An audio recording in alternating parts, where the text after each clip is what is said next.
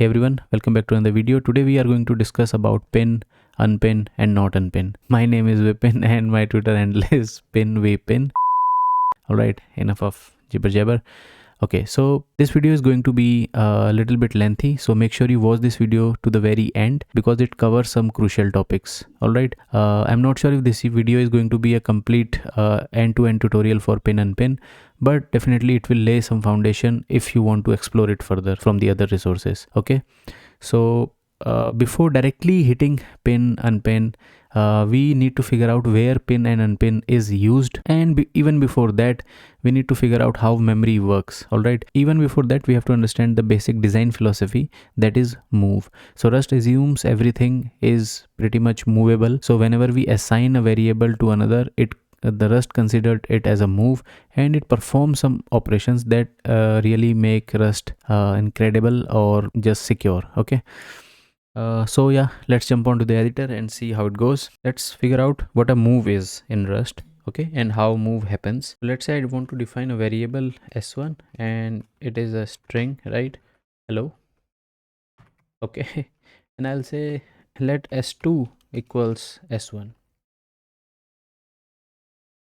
Now you think I created s1 and I just assign s1 to s2. Well, that's pretty much every language does, right? So, but Rust consider it as a move. This is not the crazy part. The crazy part is going to be the next few lines. If I want to print this thing, if I want to say s2, I want to print s2, there is no issue. Rust is not even bothering. Okay, we can print s2, but this will hit something different. Okay, so if I want to print s1, now here is the problem. You see, I'm getting an error. I cannot print s1. But why is that? Why Rust is complaining about it? What did I do? I just did perform some basic operations. I created s1. I just assigned s1 to s2. I printed s2 and s1. Okay. Now this line over here where I commented on line number 3, Rust consider it as a move, and there is a reason behind it. There is a reason behind it why s1 is, we are getting an error on printing s1, and why is this is considered a move. Okay, so first thing first, this syntax over here, string dot from hello, it is not just creating a double quote kind of hello string, right? There is something going on behind. Okay, let me show you. Okay, so what did we do? We created s1, right? We said string from hello, right? And we just did s2 equals s1. Now this line, Rust consider it as a move. Okay, so before that, let's understand what is this thing. So we have to think in terms of memory, and there are two types of it, stack and heap. So stack and heap are the two kinds. All right, so if you want to check it out, I have a video where I just explained how string behaves in all these things. Okay, so you can check that out. If you have any issue, just comment it down. I'll be happy to answer. If not, then I'm going to explain it over here. So whenever I do string dot from, what Rust does, it creates a struct string. So it creates a struct string on the stack. So every string that I create has these things: a pointer, a length and a capacity, right? And this will be on stack. All right, now the actual text hello, this text that I wrote, it lives on heap. Okay, so you see how when I do string dot from, it creates two things. It creates a string struct on the stack and the actual text hello on the heap. And this string struct, whenever I define a string, it has pointer, length and a capacity, and this pointer, it points to the address on the heap where the actual text lives. So let's say it's 1 2 3 4, right? This is the address of the heap where the actual text lives. And let's say this struct string, it lives on 4 5 6, right? So this struct is on the stack, it lives on address 0x456, and this pointer is pointing to the actual text on the heap that lives on this thing 0x1234. Now what happens when I do s2 equals s1? Rust creates another struct on the string on the stack. Again, the same struct. Okay, struct string, it has a pointer, it has a length, it has a capacity. And now this stack, now this struct on the stack, it points to this thing. Okay, now Rust does something crazy over here. What it does, it marks S1 as invalid, and there is a reason to it why it's marking it invalid and why we are getting on printing an error on S1. Okay, now if it doesn't mark it invalid, what happens if S1 and S2, they both point to a single address on the heap 1 2 3 4? Okay, if they both point to a single address and S1 is not invalid, what happens when they both go out of scope? They try to free a single memory. Okay, so when things goes out of scope, these they kind of deallocate the memory. Okay, so when they both try to go out of scope and they both try to free a single memory, we encounter something called double free error. This is pretty much clear, right? Double free error means two resources are trying to free a single memory address over here. This is an error because let's say if S1 freed it, then S2 is just trying to free a garbage value, right? It's already freed on the heap. Okay, so to prevent a double free error, Rust marks S1 as invalid. So that is why we are getting an error over here. Okay, so this is how move works. Whenever we perform a move, S2 it gets created and S1 is marked invalid. If it's not invalid, then it may lead to a double free error. So it is invalid. Now the ownership gets transferred to S2. So this is why we are getting an error on S1 and we are not able to just print S1 here because it has been moved and this is marked invalid. Cool, we are good. Okay, so you have noticed one thing, that as I do perform a move, the address on the heap doesn't change. So keep that in mind. All right. Now let's understand how struct will work with the same way we understand string. Okay, so let's create a struct. Let's name it weapon. Okay, let's have a data on it that is a string, right? Let's perform something over here. Let me just create a function new that returns self, and let's return weapon from here. It has a data that is string from, right? Okay, this works. Cool. Now let's perform the same thing over here. So we need to define something, right? Let's say let weapon equals weapon new because we have to initiate it. Now I just moved it over here, right? The move happens here. It will work the same way. Move occurs here. Now I can print this thing over here, move weapon, but I cannot print weapon here. Why? Because this has been moved, and you know why, right? So you see the same thing happens here on with the struct as well. So this shows that Rust assumes everything is movable, right? So I just moved weapon to a new variable called move weapon, and the same thing would have happened there, and weapon is now invalid. So why we are doing this thing? I mean, why are we just performing a move? What this has to be related to pin wrapper? We'll go to that. Okay, but we have to understand few things before that, so that if we jump directly on the pin, we don't understand why we need pin, right? So we need to create some foundation, some scenarios why pin is needed. So you see how move works. You see how the things are placed on stack and memory, how they point to each other. So uh, struct over here is little bit different, though the foundation is same, but we will get into that. So let's just switch onto our tab. So the same thing, let's assume over here a stack and a heap here, right? So whenever we create so when we created this struct, it lived on the stack over here, right? So this struct weapon is here on the stack and it has data to it. Okay, data is itself a struct that has pointer, length, and a capacity because it's a string, right? And this weapon is at the address, let's say 1000. Okay, now this pointer is pointing to a heap where weapon lives, right? And this is on the address, let's say 5000. Okay, this is the heap address of the actual text weapon. This is the address on the stack of struct weapon, that is this hexadecimal number, this is the address, and this data, and it has a pointer. This pointer is pointing to Vipin, right? Now you see, this address of this data, because it's the first variable of the struct, so the address of the struct would be same as the address of data. So this data would also be on 1000. Now this thing is very important, so listen to that. All right, the first variable on the struct, because it's starting, the struct is starting here, so the address of stack would be the address of the first variable on the stack. So if there would be let's say age, let's say variable age over here before data, then the address of age would be 0x1000. Okay, now when I perform a move, let's say let moved Vipin equal to Vipin. Now when I did that, so Vipin is marked as invalid, and you know why, right? It is marked as invalid, and moved Vipin. Now the address has been changed.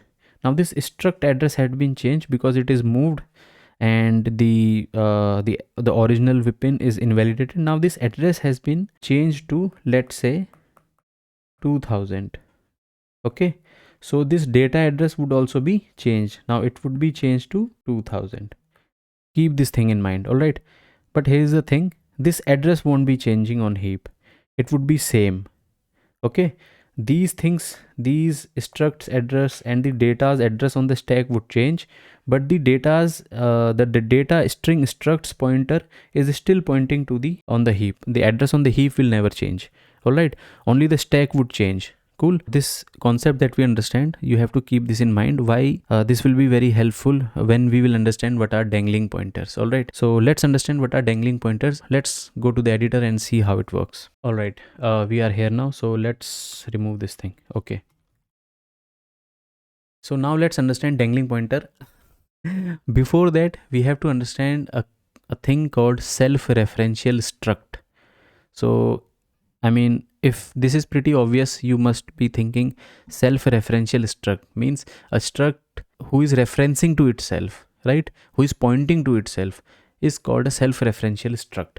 So let's make that thing. Let's make a self-referential struct. So we'll update this thing only. We have a Vipin struct over here, and this is pretty cool, right? Now let's make this a self-referential struct. Now how can we make this a self-referential struct? How can we reference to itself? So we'll use a raw pointer. Okay, we'll use raw pointers. All right, so how can we do that?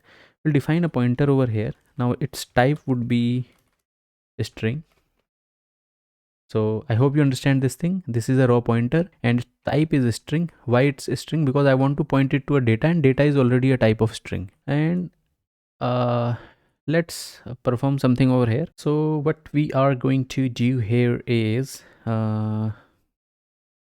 let's say, let's do this thing. So let me remove this thing first. And here we need to perform something, right? We can say, instead of doing this, let me just put this thing. And also I'm performing a pattern over here. So this pattern is very important when we define a self-referential string, and I'll tell you why. Okay, so for now, let's use this thing as null. Okay, now remember this pattern, why I am doing this. All right, let's name it. I'll say let Vipin equals this. Now remember this pattern, as I already told, because I'm setting the pointer null at first. And why is that? That will be required when we will implement pin. All right, why I'm doing initially I'm just pointing null at first. Okay, now let's create a pointer, and then we will assign it, and then we will return it. So I'll say let data pointer. I'm creating a pointer over here. I'll say Vipin dot data as, so now this is a raw pointer over here. As you can see, it's a raw pointer, right? And what I'll do, I'll simply assign this thing to pointer. I'll say Vipin dot pointer equals data pointer, and I'll just return Vipin from here. Now you see, I cannot assign because I need to make it mutable, because I'm mutating it, right? Cool. So we did it, right? First of all, we created a pointer variable over here, right? And why is that? Because we need to reference it to its variable of its own. Okay, let me just put the charger. All right. So we created a pointer variable because we need a pointer to make it self-referential. All right. On the new, what we did, we initially marked pointer as null, and make sure you understand this pattern. Why I did that, I will explain it later when I implement pin. Okay. Now I just created a data pointer over here, and then I assigned it to it. Then I created it a mutable struct. All right. I returned it. Okay, so now Vipin has something. So let's print this thing. Let's not move it right now. Let's print it first. We'll move it. We'll understand. All right, that's what we do. We move things. Okay, let's understand Vipin. So I'll be opening this thing and I'll say cargo run, not ruin, run. Okay, you see this thing? Vipin, a data has this and pointer has this thing. This is the address, guys. This is the hexadecimal value and this is the address. Okay, now let's see what happens when we move this thing. Let moved Vipin equals Vipin. Okay, I moved it. Okay, now I cannot use it because Vipin is invalid. Now let's see something. I'll say moved Vipin. You already know, right? When I move this thing, the original Vipin is invalid now and everything just moved, right? The stack address got changes, though the memory address remain the same, but stack address all got changes. But there is a thing. Now let's print this thing, moved Vipin. And you know what? Let's print it over here as well. Vipin. I'll say before move Vipin, and I'll do something over here. I'll say it after move, right? If I go over here, cargo run, see this thing. Before move, focus on the pointer address, guys. This pointer over here, it has a hexadecimal number, and I believe this is the same as the moved one. Can it be same? Isn't that crazy? They should not be same, right? Okay, let's see how. I hope you understand it, right? Let me just pull up the tab again. So you see, earlier we have the address of O1000, right? And the data has the same address as well as O1000. And when I just wrote a line, let moved Vipin equals Vipin, the original Vipin is got invalidated, right? Invalid, sorry. So the original Vipin got invalid, as you can see it over here. This guy over here is invalid now, and what we have is moved Vipin. Okay, now when the things has been moved, the address also gets changed. Okay, this Vipin has a separate different address now, 0x2000. So the address update also take place on the data string as well, right? That is O2000. But you see this pointer over here, so we also have a pointer, right? You see the pointer still holds the older address, that is O1000 in that case. Okay, so don't get confused. This pointer is not the actual pointer, it's just only a number. So that is the real thing. That pointer over here is just a number. It's not the actual pointer, so it won't get automatically updated. Okay, you see the address is now 2000 because it has been moved, but the pointer still has the older address. You see, when I try to access this thing, it could end up on a dangling pointer route. This is the dangling pointer, right? It is pointing to a garbage value that is already been freed, right? Because the address update take place, and this address won't be automatically updated because it's just a number. Okay, it's a number, hexadecimal number. It's not an actual pointer reference. Okay, we stored a number over here, OX1000. So the address is now 2000, but it is the pointer still has the value of 1000. That could be a garbage value. Okay, now there is a crazy thing about it. This could work. This could work because memory behaves like that. It could work, it could not work. The main issue is we have a memory safety bug here. Okay, this could work sometimes and this could not. As a developer, we know that it could be an issue later on, because it is a dangling pointer now. It could be pointing to a garbage value that already has been freed. Okay, so that is why the self-referential struct over here are quite dangerous. Okay, and I hope you understand this dangling pointer, what a dangling pointer is. Okay, because whenever I create a pointer and when I move it, the address changes and the pointer is now pointing to a garbage value because it still holds the older address that could have been freed. Now this is called self-referential structs. What do we call it? We call it self-referential structs because they are pointing to itself, and these are dangerous because when we move them, the pointer address gets changes, and this pointer that has a number, okay, this pointer that has a number, it doesn't automatically get updated. So that is why moving a self-referential struct is dangerous. And you know what, the async Rust does this all the time. Async Rust like kind of depends on it. So before 2019, either we were using box, either we were like doing some complete different lifetime gymnastics, or we were just avoiding async.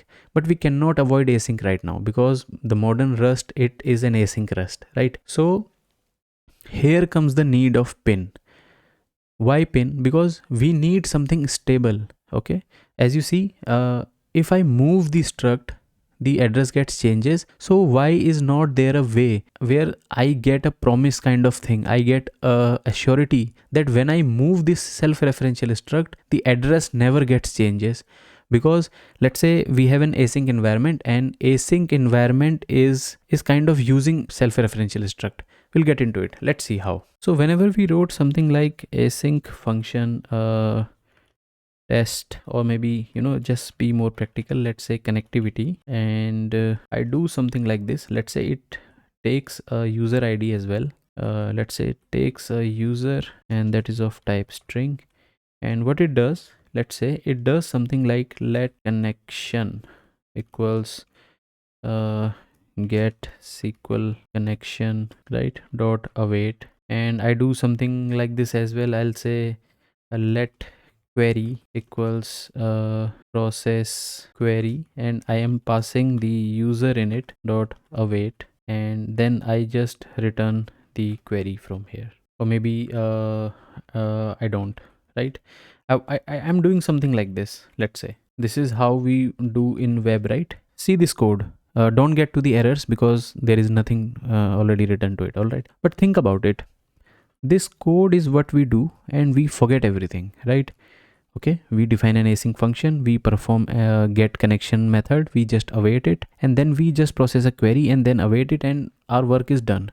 But Rust does something cool. Whenever it sees async to a function, the compiler generates a future to it. Okay, it will generate something called connectivity future. Okay, and whenever it generates a connectivity futures, it kind of store all the variables inside it. Okay, so if I use await, this will also be generated as a state machine, because if I'm using await somewhere, this must be an async function somewhere, right? So that will be a separate state machine, and this process query would also be a separate state machine. So inside a state machine, we have multiple state machines, and inside those multiple state machines, we will have something like this struct. It will create something like this. Let's take process query for an example. Okay, process query future, right? It's just an example to show you how it kind of generates it. Okay, it will definitely store a user, and it will create some other function over here. Let's say a function that process that thing. Okay, you see also I'm using a reference to it as well. So you see how user and its reference are being stored in this struct. So it kind of creates a self-referential struct. And when we just move it, because futures move all the time, right? If you have seen, we write something like, if we are using Tokyo runtime, we write something like Tokyo dot join, right? And we pass all the futures to it, right? So what it's doing, it's basically moving them, because join needs the ownership, right? So if I created something like async f1 like this, and we also have something like async, okay, and we have also something like async f2, right? So async f1 and async f2 are the futures, and when I do a Tokyo join, it needs the ownership of f1 and f2, so basically they are moved into the join function, right? And if suppose they f1 and f2 are a self-referential struct, then it's completely doomed, because futures move all the time, and if these are self-referential struct, then we may like find ourselves a dangling pointer, right? So in order to prevent that thing, pin is introduced, because we need a way where we can be guaranteed, or we can be assured that address will never change. You cannot move it basically. Okay, it will kind of pin it. So think of pin as like this chair that I'm sitting on. Currently I can move it, right? Now what pin does is, let's say if I just pin the legs of my chair on the floor, then I cannot move it. Then I can simply come, sit, do my work, and then go, but I'll be assured that this chair doesn't move. So pin kind of does something like that. Okay, so let's understand pin now. So I hope you understand the analogy, what is pin, and I hope you understand how this whenever compiler sees an async thing, it generates a future kind of thing, and it needs to remember all the variable inside it, because when we move them, they might end up in a dangling thing, because we are using a self-referential struct over here. Why? Because we need user, we need to remember user, and we also need to remember the user reference as well. Okay, so this struct process query future is basically referencing to its own data as well, right? Because of user and its reference. So let's remove this thing. I hope you understand it. So let's understand pin now. Okay, so I hope you understand this thing. How can we create self-referential struct, and how they can like end us in a very tricky situation, right? Now let's understand pin. Along with pin, we get something called unpin and not unpin. We'll understand those as well. Okay, let's understand what a pin is. So pin is nothing but a wrapper around a pointer, right? That is it. This is pin. It's just a wrapper around a pointer. It gives us assurity that okay, you cannot move this thing. And how this gives us assurity? It's not any compiler magic or any kind of any tricky algorithm written, right? It's not like that. So what it does is it provides us some methods via an API so that we can just avoid shooting our foot. Okay, so let's understand this thing first. Pin. So basically pin is nothing but a wrapper around a pointer, and how we can use pin to make our unsafe self-referential struct into a safe self-referential struct. Okay, so yeah, before that, let's understand what all methods that we need basically, that the pin API provides. So it provides basically these methods: as ref, get ref, and get mute. Okay, and it all depends on these trait markers, unpin and not unpin. So pin is basically when we pin something into our memory so that it doesn't move, right? We pinned it. Unpin is kind of, you must have understood, like unpin means if I can unpin it and move it, and not unpin in again, it can never be unpinned, right? I cannot just pull it. Okay, so here is the thing. You won't be encountering these things, right, in your day-to-day coding, unless you are just using async Rust, or if you are creating your own futures, right? It won't affect you. Almost every type in Rust is of type unpin, right? So let's understand this thing. Okay, now let's create another self-referential struct, but this time we will wrap it around pin and see how we can use those methods as ref, get ref, and get mute to just get our things, right? Now let's create another struct. Let's say, let's do this thing first, right? Let's create a struct. Okay, again it has a data that is of type string, and yeah, but before that, let's create only this data thing, right? Okay, I need to perform this thing. Fn new, it returns a self. Okay, and problem solved, and I perform just this thing. Okay, this is returned, and okay, it says expected path to rate.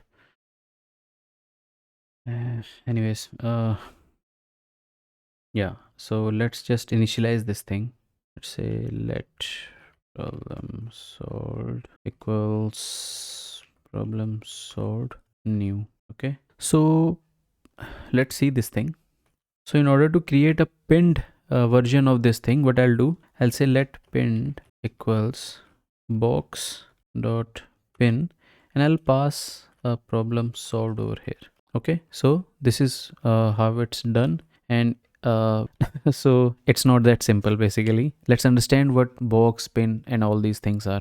Okay, so box is Rust's way to put anything on the heap, right? Heap is a bigger memory area, so and heap assures the stability of the memory, right? So when we use box, when we wrap something around box, so the signature of box would be like this. Let me just go inside it.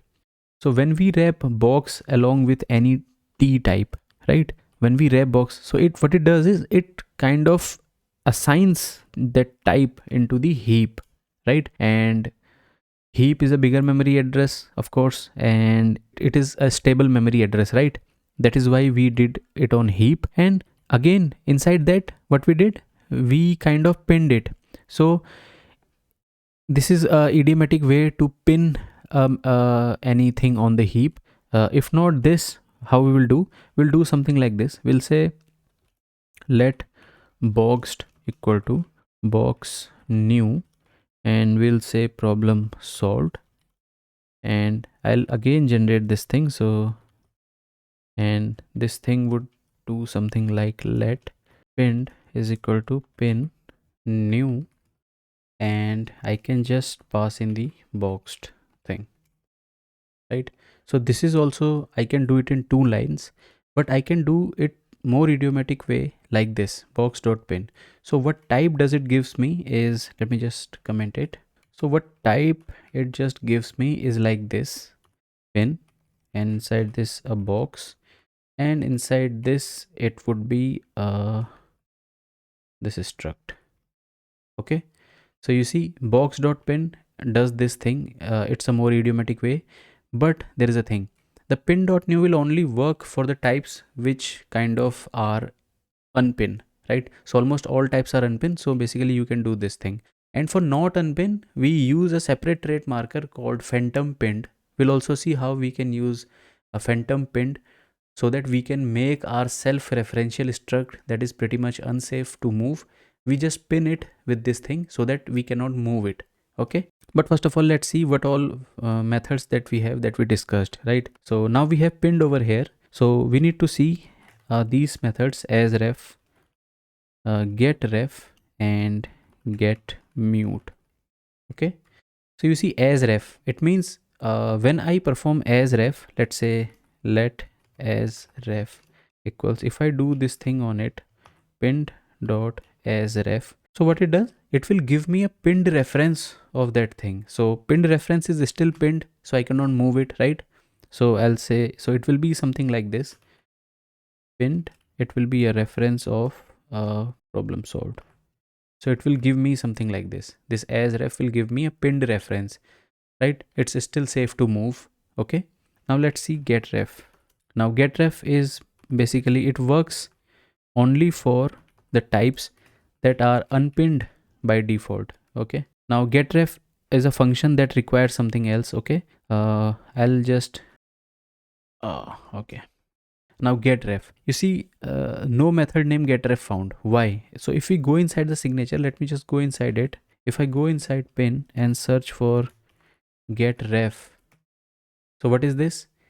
Getref function, it kind of takes this thing, but it takes method is available. If you see the green marker in front of this thing, it says method is available. If you see on the line 1570, it says method is available for the types of pin that has a reference of box problem solved, right? So we need to have this thing. So in order to get use this method get ref, what I'll do, I'll use as ref as well. Now what does getref gives me? It just gives me a plain reference so that I can perform moves on that. Okay, so it gives me something like this. Okay, it's not double end, so it gives me something like that. Okay, now here's the thing, this getRef will only work for those types that are basically unpinned type. Okay, and as ref will, again, if I go inside this thing, you see it just works for the pointer. Okay, be it an unpin or not unpin type, and getRef will work only for the types that kind of implements unpin. Okay, and let's see this thing. If I say get mute, so if I do a pinned dot okay, I'm not getting it get mute because I need to fetch this thing first as mute dot get mute. Now this is important thing that it says that borrow pinned as mutable. Okay, because get mute means I can mutate this thing. So in order to make it mutable, in order to mutate that, I have to mark this as mute. Okay, now I don't have any issue.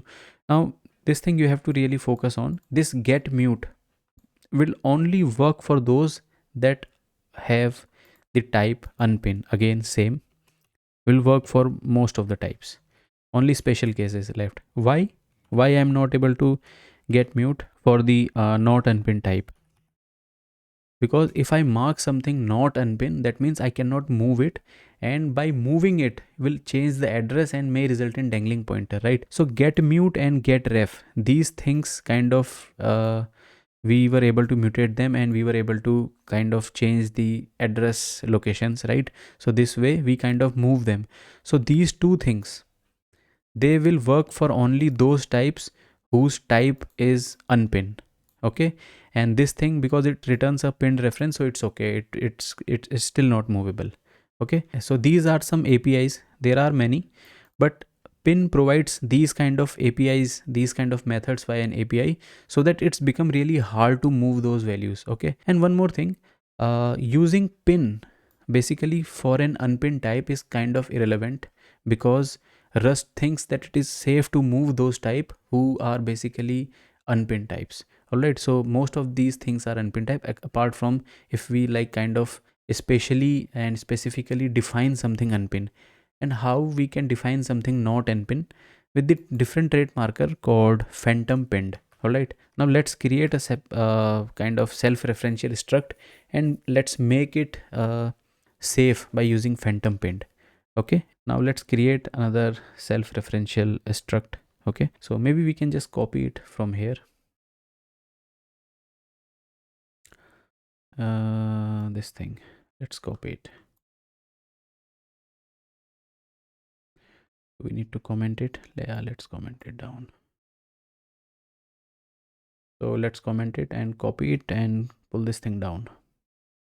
Okay, so let's make this this thing, the self-referential struct, safe by implementing something called not unpin, and that will be used by using a trait marker called PhantomPinned, right? So that it will be safe for us, and whenever we do a kind of move this thing, it prevent us from moving an self-referential struct due to so that we don't end up in a dangling pointer thing, right? So to do that, we'll be using this thing PhantomPinned, right? We'll update this thing as well, right? So by defining this thing on a struct, this marks the entire struct as not unpin. Okay, yeah, one thing over here that I said, that why I am doing this, why I defined the pointer null over here. So let me just remove this thing, and let's say I want to just pass, like, return a pinned value from here, right? Pinned box of self, right? So why I am doing this, why I didn't just assign a value something like this. Let's say I want to say let data is equal to string from Vipin Joshi, and let me just use a shorthand over here, right? And I just fetch data pointer from here, and I say and data, maybe I can just say, right? And in place of pointer I use data pointer. So for understanding, let's pin it here. Okay, see, no issues, it works. But pause this video for a second and see why this is wrong and why the pattern that I followed is going to be good. And before pausing this video, think of this in terms of memory. All right, I hope you have like figured out why this pattern is wrong. See, whenever I create a data and a data pointer at first, and I just created a weapon over here, right? Before this box.pin step, this weapon struct was living on the stack, right? And the pointer over here is the address of that stack. Okay, but what box does, I already told, box is a Rust way to put anything, any type on the heap, right? So whenever I do a box pin, what it does, it put that struct on the heap. Now because the address of weapon is changed, so as the address of data, because it's a first element in the struct, so basically they both have the same address, right? But this variable pointer over here still holds the address of the stack. That could be a garbage value, right? So that is why I initiated it within null value at first, and I will move the null value to heap first and then kind of assign a pointer value from that heap. So how to do that? We have to remove this thing, and I will wrap this thing on the box, right? I'll say box new and I'll paste it over here. Okay, now I have this weapon as boxed weapon, right? And this pointer would be null for now. So I hope you understand the pattern over here. Why I am using null over here, because I am going to move this thing from here. This weapon lives on stack at first. As soon as I use box new, it is going to put it on the heap. The address gets changes and the pointer still holds the address of the stack. So it's a complete garbage value, right? Okay, so now what I'll do, I'll say let pinned weapon. I hope you are able to see that. Let me just pull it up. Now what I'll do, I'll say let pinned weapon is equal to pin new. I'll just put boxed weapon in it, right? And if I return this thing from here, it won't be any. Okay, see what I'm getting over here? It says PhantomPinned cannot be unpinned. This is something good, right? Because I already told earlier, if you have like heard that thing, I already told that pin.new is available only for the type that has unpin, that are kind of unpinned, right? But you see, whenever we use PhantomPinned, we kind of mark this thing as not unpinned, so that it can't be unpinned, so that it can't be moved, right? So that is why we cannot use pin.new over here. We need something else. We need unsafe thing, right? Unsafe is good until you know what you are doing, right? So let's do something. So in order to do that, what we'll do, let's just first do this thing. So let's say how we do this, because we have to set, remember, we have to set the pointer as well at first, because pointers is still null. We need to make it self-referential, right? So how do we do that? So we have a box value here. Well, I'll say that let data pointer is equal to, how do we get that thing? I'll say boxed weapon dot data as const string, right? Let's do this. Okay, and now we will set this thing to boxed weapon dot ptr equals data ptr, right? Now it's time to pin this thing, because we have to return a pinned box of self, right? So how do we do that? You see, because we cannot use pin.new because it's not an unpin type, it's a not unpin type. Okay, so what we'll do, we'll go unsafe on that. Unsafe is okay if you know what you are doing, right?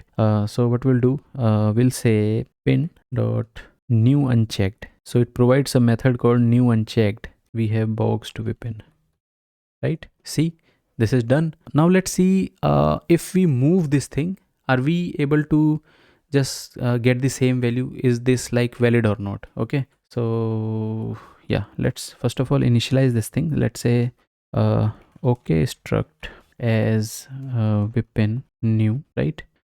So you know what, instead of this thing, maybe we can have a text as string and we pass data as text, right? So just remove this thing and this as well, right? And here we are going to pass this thing now, right? So now we have a struct over here that is a pinned value. Okay, now let's see if we can move it. Again there is going to be a twist. Okay, now let's see if we can move it, because you know, if it is pinned and if it is of type not unpin, then we should not be able to move it, right? Now let's see. Let moved struct equals okay struct. Wow. Oh my god, are we able to move it? Crazy. But what is the purpose of pin then if I'm able to move it? See, this is the beauty here. When I move this thing, I'm not moving the actual data, I'm just moving a pin wrapper. So moving a pin wrapper is perfectly fine because the address is still stable, right?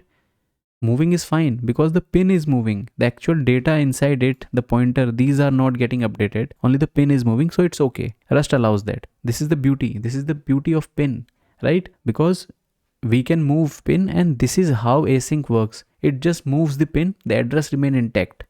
Okay, I can move this thing now.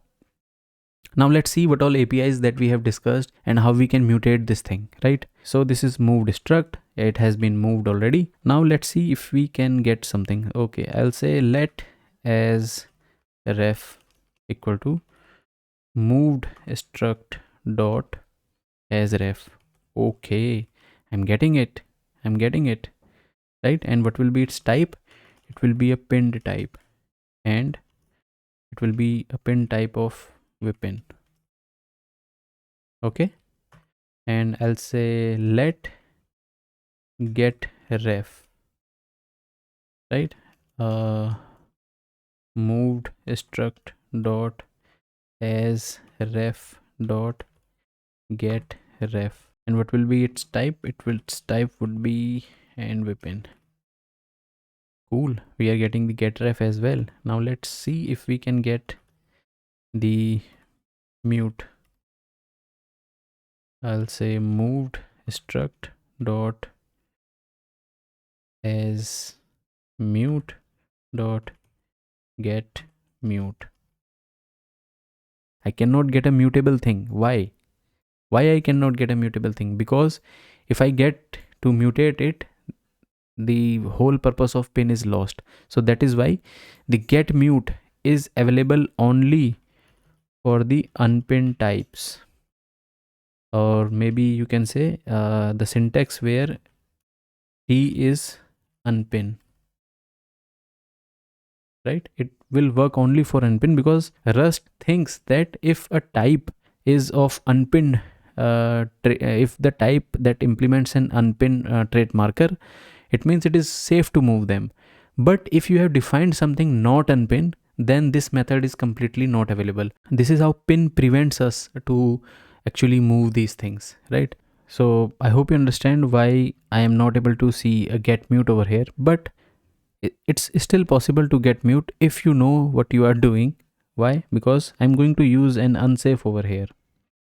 So I'll say unsafe, and I'll say let get mute equals, I'll say moved struct dot unchecked. No, do we have as mute dot unchecked mute? Maybe get unchecked mute, right? So this way I can still have this thing, and then I need to make this thing as mutable. So I'll have to make it mutable, right? You see, I can still have this thing. So if I say get mute dot data dot push string, I can just update it. Is a good lad. See, I can update this thing. So using unsafe, if you know what you are doing, is quite good, right? And so this is how Pin prevents us to just like, it provides us safe APIs that we can use so that we don't end up like shooting our foot. Okay. Yeah, this is it. So this is not a complete guide, again I'm telling you. It just lays some foundation, why Pin and Unpin were there, how you can use it, what are self-referential structs, and how you can use pin just to pin that struct on the heap so that when you move it, we can have a safe workaround. Alright, I hope this video makes sense, and if you have any questions, just put a comment on the video. I'll be happy to answer those. Like this video, share it with your friends, and make sure if you don't understand anything, you put down the comments. I'll be happy to explain again, I'm saying. Okay then, I'll see you next time with a different topic. Bye bye.